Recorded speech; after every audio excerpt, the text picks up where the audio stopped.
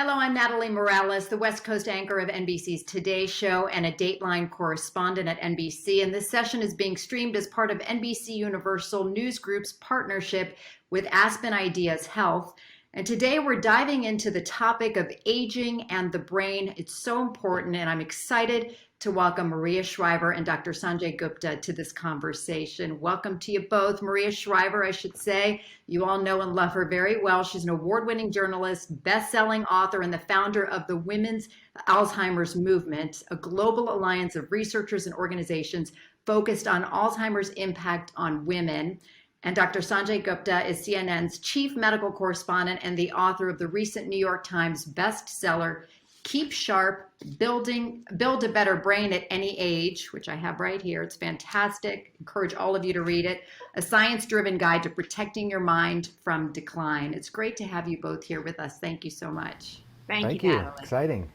Dr. Gupta, your book, you write specifically about potential risk factors and causes. There is no singular cause, as we know, but what are some risk factors that we do know? Well, there is people always talk about their genes, and there are certain genetic risk factors that may make you more likely, although, people oftentimes confuse this idea that this is preordained at this point. If I have these particular genes or alleles, as they are called, but there are ones that make you more likely, and there's some that are also protective as well. I think the way that I sort of thought about risk factors, especially with this book, because there are known risk factors that we have seen, but the idea that there are populations of people who seem to be more insulated from, developing at least the symptoms of Alzheimer's disease, I think is what I focus on. Some of the ones that Maria's talked about in terms of lifestyle overall, a certain type of diet, a certain way of movement. We oftentimes think, what is good for the heart is good for the brain, and that is generally true, but the brain is different as well. And I think what has changed over the last 10 years is that the brain, which was kind of thought of as this black box, you can only really measure it by its inputs and its outputs. You couldn't see the internal sort of workings of it as well, or you couldn't objectively analyze how the brain was responding to a therapy or improving to a lifestyle intervention. We have a better sense of that now. So, all these things that we think about overall in terms of things that are more likely to be associated with disease are also in many ways risk factors for Alzheimer's, but there are specifics here. I'll give you just one example. We talk about movement and exercise, and we know that from a cardiovascular standpoint. I also have heart disease in my family. That exercise is good. Giving yourself cardiovascular challenges, improving cardiovascular endurance, important. But what you also find, and I just found this really interesting, was that when you're talking about the brain and the idea of actually growing new brain cells at any age, which is possible. We often thought you just got a certain number, you drained the cash, and you were done. That was it. You can grow new brain cells at any age, but from a movement standpoint, it is probably brisk, moderate activity that is going to be better than intense, because when you do brisk, moderate activity, you release certain neurotrophic factors, these things that are sort of described as miracle grow for the brain. Eric Kandel describes it that way. When you briskly exercise, you're also releasing stress hormones, and that can actually countermand the impact of the neurotrophic factors. So good for the heart, but not as good for the brain. But that's just an example of not only what some of the risk factors are, but how we approach this differently based on new knowledge. And I know you both preach about that exactly, about preaching prevention, early diagnosis, intervention. And Maria, let's talk more about why these factors are so important. Well, I think what Sanjay was just saying is really important. At any age, you can improve your brain. And I think if we take anything away from this conversation, I hope it's that, because people often think, I'm 50, I'm 60, it's too late. It's not. I think anything you can do today to prevent Alzheimer's a year, 2 years, 3 years, that's a positive for your life and the life of your family. Sanjay talked about exercise and creating BDNF. We also know that sleep is really important. We also know, as he said, diet, what we're eating, how we're eating, really how we're living, right? How we're focusing, how we're managing our stress, how we're engaging our brain. These are all factors in a quote brain healthy lifestyle. And I think kind of promoting the idea of a brain healthy lifestyle. It used to be people didn't know, as Sanjay said, what a heart healthy lifestyle is. And people still aren't really familiar with a brain healthy lifestyle. They're looking for, a pill. But there are things within our power today that we can do that will make our tomorrow better. And I think that's why Sanjay's book is important, because people want the information. They want to feel empowered today. And that's the really exciting thing. When I started as an activist in this space, everybody said, you cannot talk about lifestyle. Lifestyle doesn't matter. It's all about the genes. And they said, it doesn't disproportionately impact women. So I think that the narrative has changed a lot. And it's going to change more. And when Sanjay talked about the brain, what's amazing, coming back to your first question, Natalie, my dad was the most intelligent, smartest human being, bar none, I had ever met. There wasn't a fact of history. There wasn't anything he didn't know, And then when you see somebody like that not know who you are as their daughter, not know what a nose is, not know what a pen is or a fork is, it is so stunning. It is so jarring. And it does, as Sanjay said, it makes you wonder what's going to happen to you, but it also makes you really curious about the brain. And we've learned so much about learning differences, and whether it's, different forms of dementia and Alzheimer's and Parkinson's. This is a whole new world. And I'm really hopeful that people will begin to talk in very kind of what I say Main Street ways about their brain, look at it as their greatest asset, understand that all three of us have different brains, right? And that will become a kind of more normal part of our conversation. So let's dive deeper into what Sanjay calls the 5 pillars of brain health in his book. You've got move, which we talked about, exercising, and you say exercise at least an hour a day, every day, not just 3 times a week, right, Dr. Gupta? Yeah, no, I do. And I know that immediately sort of people are trying to figure out how to put this into their lives. One thing I just want to follow up quickly on what Maria said, a healthy brain. If you just consider that term for a second, it's interesting, right? Because a healthy heart, it pumps a certain amount of blood with each contraction. A healthy liver will detoxify your blood such and such amount, and you can measure these things. What is a healthy brain? It was a very fascinating sort of topic of conversation with all these various neuroscientists, but it's a harder thing to measure, right? Oftentimes we measure it based on blood flow and things like that, but it's a different thing. And it's a longer conversation, but I would encourage people to sort of think about it. One evolutionary biologist named Robert Sapolsky said this to me about that, which I loved. He wrote this book called Why Zebras Don't Get Ulcers, which kind of tells you everything about the book in the title. But it was basically, a healthy brain is a brain that has a wider circle of view. And what he meant was, when you are having a healthy brain, you're in a healthy brain period, you tend to be more empathetic. You tend to include more people in the circle of you. And I know that sounds a little nebulous, but when I really thought about it for a couple of years, I realized how much sense it makes. And I know that I'm in a better place when my circle of view is expanded. I'm thinking more clearly. I'm happier. I'm more productive, all those things. But, now this is going to sound ironic because I forgot your question, which I realize I shouldn't do as we're talking about the brain here. Talking about movement, and we talked about exercise. Your pillars. Right, you're supposed to talk about your pillars. 5 pillars. Talk about the pillars, right? Thank you. That's embarrassing.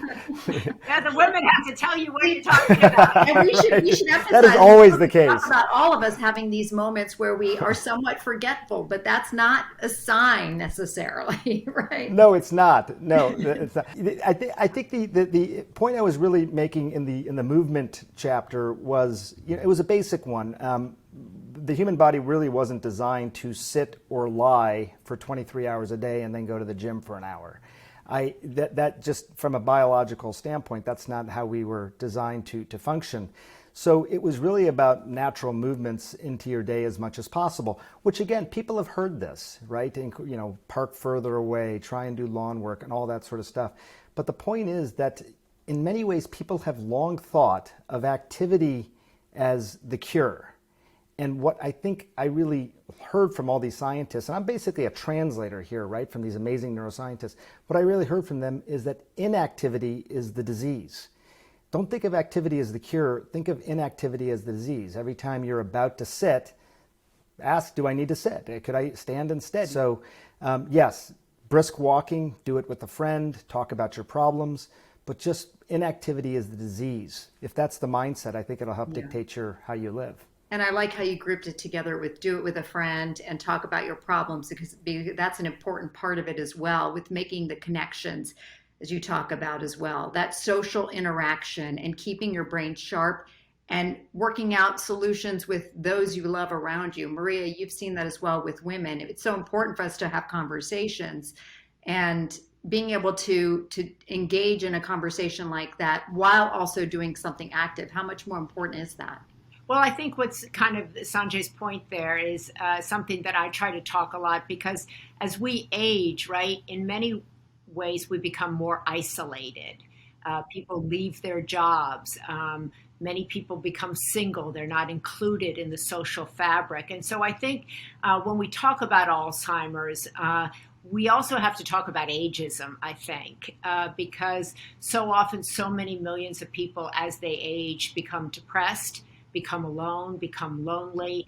And that is also a precursor, right, to Alzheimer's. So I think my hope is as we broaden this conversation, we'll also start talking about social connection, about loneliness, about ageism, about including our elders and people who are in their 60s and 70s into our social fabric more. If you study the blue zone areas where people live the longest, I think, as Sanjay said, they're not going to the gym, they're walking, but they're in community. They're moving through the community, right? They have a spiritual life. People include them, people connect to them. So they eat a certain way, they kind of follow a circadian rhythm, they move, as he said, they sleep, they do all of these things. So it's not just one thing that goes into having, as Sanjay talks about, a brain healthy lifestyle, but it's also an emotionally healthy lifestyle. It's an inclusive lifestyle. And so when I try to talk about Alzheimer's, I try to talk about all of these things together. Dr. Gupta, I know that's one of your pillars, is to connect, but also to discover. Yeah. Discover meaning challenging your brain, right? Yes. This was perhaps the one of the best insights I think I learned from this particular avenue of research, and this ties into the growing new brain cells at any age. But what I thought was so interesting is that the way that we use our brains is in many ways kind of how we've probably living our COVID life right now. You know how to you're mostly at home probably, but you know how to get to the grocery store, you know how to get to maybe your kid's school, a few places. You got that down pat. You could do that with your eyes closed. That's not a problem. But you're not traveling as much. You're not traveling on other roads, you're not going to other cities and all those sorts of things. And that's kind of how we typically use our brains. We use our entire brains, but we probably use 10% of it 90% of the time. What I thought was so intriguing was this idea, if you're talking about new brain cells, you're also talking about this idea of building cognitive reserve. You're building new areas, new cities, new roads in your brain. Now, why is that important? It's important because it's kind of fun. You know, you can just sort of visit these other cities. It may manifest as you connecting dots that you otherwise wouldn't have thought about. You hear something, oh, you have this other school of thought on that. You can connect things maybe easier. But also, you know, to Maria's point, you know, we know that Alzheimer's, if someone's going to develop it, probably starts decades earlier in their brain than when they develop symptoms. Now, people will hear that and be frightened. Neuroscientists hear that and they say, so you're telling me that you could have plaques and tangles in the brain and the brain is still functioning normally. Okay, so let's focus on that. How do we get to that point? Well, if we build a lot of reserve in the brain, then let's say that road that you're driving to the grocery store every day that you know so well, you got it down pat, but all of a sudden it's blocked, maybe in the form of an amyloid plaque. If that's the only road you know, that can lead to cognitive dysfunction. If earlier in your life you've built all these new roads in the form of, you know, this cognitive resilience or reserve that we're talking about, you could bypass it. It's not that you wouldn't necessarily have plaques show up on a scan, but you might not be affected by it. And I think that's when we talk about lifestyle, what I find so intriguing about it, the lifestyle isn't to get rid of plaque necessarily. It's to make you be able to continue to function at your normal cognitive level. That's the point. I don't care if I have plaque in my brain. I care if my memory has been affected, my judgment, my ability to love my kids, all that sort of stuff, recognize things. Could I have both where, I don't worry about the disease, but still have, this good function? I think it's possible. So that's really, I think what I took away from that more than anything else. That's the discover part of it. And I always say, look, practice makes perfect. Do the crossword puzzles, play the piano, do whatever you do. That's great, but that's like driving the road that you already know so well, which is good. Practice makes perfect, but change builds resilience. So just doing new things. I've started taking a painting class, Maria, you'll be happy to know. We talked about this briefly. And I'm actually doing the entire class with my left hand. I'm right-handed. Oh my goodness. It's really I brush fascinating. my teeth with my left hand. Wow. I mean, it's just eat with your left. I mean, whatever it might be, if you get out of your comfort zone, even in simple ways like that, that is how you actually stimulate neurogenesis, the building of these new brain cells. That's inspiring to me. Making your brain more plastic. I love that. Maria, as you have been talking about, and you're so passionate about, what a lot of women in particular don't realize is that Alzheimer's affects women's brains twice more than it does men. What do we know about that and why that happens? Unfortunately, not enough. It disproportionately impacts women, and particularly women of color. And that's why the Women's Alzheimer's movement was born. And that's why we fund research into women and women of all colors and ages. That's why we try to empower women to join clinical trials. So researchers, and particularly women of color, so researchers can begin to look at women. For so long, women were not part of trials. Women were not part of research. And all of the people in this space said, oh, it's just because women live longer. That's the only thing.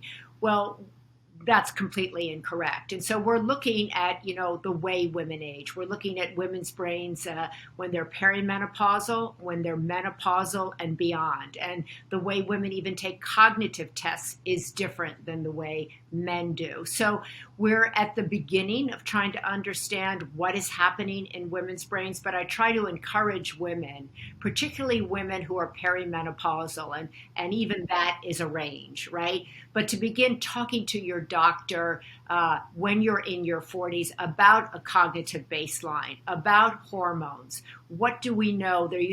Because of the Women's Health Initiative, women were terrified and everybody ran from hormones.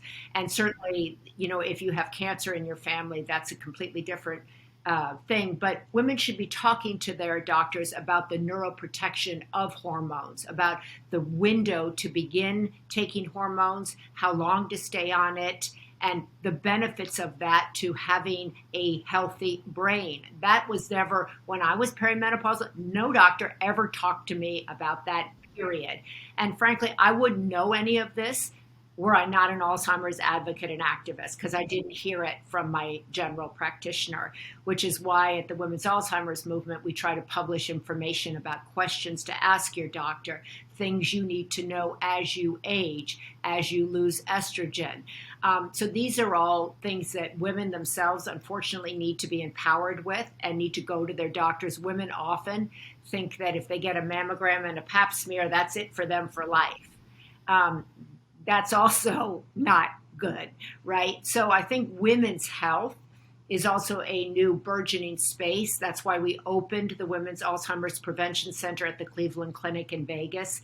And what was interesting to me about that, Natalie, is we announced that a year ago. The entire system crashed because women from every state and 13 countries applied to get in there. And which is why the Cleveland Clinic is looking to expand these centers, which, ask women who are not symptomatic, but who are at risk to come in and start thinking about having a brain healthy lifestyle, looking at the pillars, as Sanjay calls them, getting their labs in order, looking at places that they could maybe make improvement. And I want to talk about the financial, the emotional toll, especially when it comes to caregivers. I mean, I know from my own personal story. My father-in-law took care of my mother-in-law for 15 years as she was diagnosed with early onset Alzheimer's and suffered with and eventually died from it. But that is 15 years that it impacted him health-wise, financially, in every way. Dr. Gupta, what do we know about the physical toll that this takes on caregivers as well? We know that some of the highest rates of unpaid caregiving in the country revolve around dementia. We know that people who are caregivers are at higher risk for developing dementia themselves, as well as just about every other chronic disease you could mention. I was particularly surprised that caregivers have some of the highest rates of isolation and loneliness, despite the fact that they're caring for somebody, because it is so consuming. And you know, I think it's on top of that, it's obviously one of the most emotional sort of tasks people will ever take on. My mom, I was a kid, I was a teenager, 13, 14 years old, but I saw my mom, that was her life, taking care of her father after his diagnosis. I mean, that was every weekend, every evening, you know, that was our life. And, you know, we were in a way lucky to be able to do it, but it defined us, I think, for a good 10 years, you know. So there is a larger conversation, I think, about how we think about healthcare systems, how we are so disease focused, prevention. That has become a big topic of discussion. But how we think about the bricks and mortar care structures versus more neighborhood community clinics, people that can actually come together to offer help and assistance outside of just the medicalization of a problem, I think is really important. Who are we as a country in terms of how we take care of people who need this sort of help? I'd like to just kind of riff off of what Sanjay's saying. I think we need to elevate the word care in our country. Who we care for, how do we care, what do we care about? You know, 2/3 of the caregivers, as I said, are women. Women are dropping out of the workforce to care for aging parents, moving parents into their homes. I have 4 brothers who, when my dad and my mom got sick, my mom ended up at the same time my dad had Alzheimer's. She was having strokes, breaking her hip. So they had 2 different sets of caregivers, very different kinds of caregivers. And for the last year and a half, I've just developed a big task force. I was on a task force chaired here in California. We have more people with Alzheimer's than any other state in the nation, more caregivers than any other state in the nation. And Governor asked me and the task force to map out what it would take for California to meet this unmet need. Every state in this country needs more caregivers. Every state in this country needs more geriatric doctors, more geriatric psychologists. And so we need to look creatively and inventively at the way we kind of manage care and handle care and support care. And I'm very hopeful that President Biden will take on this issue of the care economy, of Alzheimer's, of a care force, you know, much like we're looking at kind of relieving student debt if you go into a care force for 2 years coming out of college. What are the different ways we can incentivize care and get people interested in that as a career? Mm-hmm. And I just want to give you guys both last word and last thoughts. Dr. Gupta, speaking of caregivers, what do you do if you do receive a diagnosis of Alzheimer's, or if somebody in your family has received a diagnosis? What's your first line, and where do you go to first? Yeah, well, you know, one thing I do think the diagnosis is important. This is an area that I think people have good, you know, worthy discussions about, like, should I even be tested for risk factors? You know, what am I going to do about it if I do come back with a diagnosis? I having assimilated all this information, realize that having more information, getting a diagnosis is better, because there are things you can do to prepare. First of all, I am optimistic, and I'm careful here, but I'm optimistic that based on some of the things we've learned over the last 10 years, that you can make a difference in the progression of someone's Alzheimer's disease. I don't want to say necessarily we can reverse it, although there are neuroscientists now that are writing papers about reversing Alzheimer's disease. I just want to be careful there because it's very nascent days. Like a quarter century from now, we may be looking at this completely differently, and I hope we are. But I do think that we can really slow the march, and that's part of the reason you want to have a diagnosis. I think as a doctor myself, I think there's discussions that I have with patients all the time, but I realize what's informed them the most are hearing and talking to people who have experienced some of what they're experiencing. Mm-hmm. And Maria, what about you? Any words of advice for anybody who's dealing with this head on? Well, I guess first and foremost is take a deep breath. As one doctor said to me when I was talking to him about my dad, he said, I've seen one case of Alzheimer's, I've seen one case of Alzheimer's. So take a deep breath. We work with a lot of people who are living with Alzheimer's and are still active members of society who are out there lobbying, working on the task force, working on behalf of the Women's Alzheimer's movement. So it doesn't mean that your entire world is going to fall apart in that instance. So I think, there are people running triathlons, as I said. So I think kind of changing our perception of what it means to have Alzheimer's. We see young people who've been diagnosed who are out there. So I think take a deep breath. I think the kind of obvious things is, get to a doctor, perhaps join a clinical trial. That's really important. We need more and more people to join clinical trials, and you get excellent care when you join a clinical trial. So that's a positive of that, right? I think, and, as Sanjay said, to stay in the community, but that means also for the community to embrace you. I think when my dad was diagnosed, everybody whispered and was scared and looked and pointed, and there was a feeling of shame, really, and embarrassment that came with that diagnosis. So I think if we could be more loving, more compassionate, more caring as a society, and somebody says, my mom has Alzheimer's, my dad, my husband, that we take them in, that we care for them, and that we tell them about what we know. And support groups, there are a lot of support groups that are out there, and also that we don't judge. That's the other big thing in this. I hear people all the time saying, well, I would never have put my wife in a memory care facility, and Joe Blow did that. None of us know really what families are going through who have a loved one with Alzheimer's or dementia. And so I think refraining from judgment, taking a deep breath, building a community, joining a support group, joining a clinical trial, and reaching out for help. And with the two of you on the front lines and helping spread awareness and the importance of your message, I have a feeling we're going to continue to make great strides, and we're going to know so much more within the next 1 to 10 years even. So Dr. Sanjay Gupta and Maria Shriver, thank you so much for joining us on this conversation. It's been such a pleasure and an important conversation to be continued for sure. Thank you, Natalie.